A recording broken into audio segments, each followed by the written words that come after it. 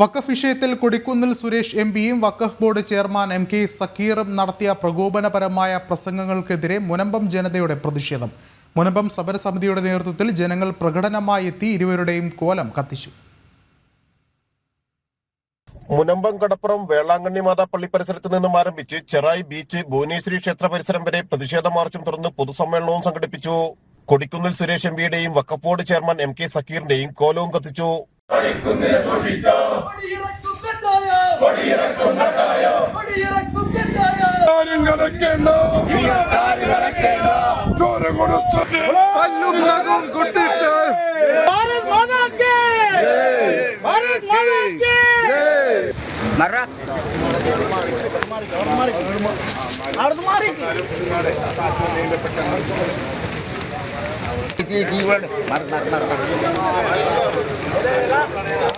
കേന്ദ്ര സർക്കാർ കൊണ്ടുവരുന്ന വഖഫ് ഭേദഗതി ബില്ലിനെ പല്ലും നഖവും ഉപയോഗിച്ച് എതിർക്കുമെന്നായിരുന്നു കോൺഗ്രസ് നേതാവ് കൊടിക്കുന്നിൽ സുരേഷ് എംപിയുടെ പ്രസ്താവന.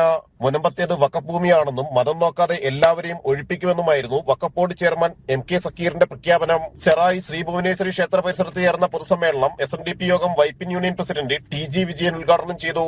ഭൂസംരക്ഷണ സമിതി ചെയർമാൻ ജോസഫ് റോക്കി പാലക്കൽ അധ്യക്ഷത വഹിച്ചു.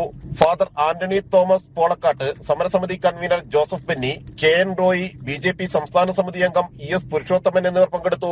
പ്രകോപനപരമായ പ്രസ്താവനയ്ക്കെതിരെ വ്യാപക പ്രതിഷേധങ്ങൾ തുടരുകയാണ്. ES പുരുഷോത്തമന്റെ നേതൃത്വത്തിൽ BJP പ്രവർത്തകരും നാട്ടുകാരും ചേർന്ന് പന്തം കൊളുത്തി പ്രകടനം നടത്തി. കൊടിക്കുന്നിൽ സുരേഷിന്റെയും MK സക്കീറിന്റെയും കോലം കത്തിച്ചു. ജനം, കൊച്ചി.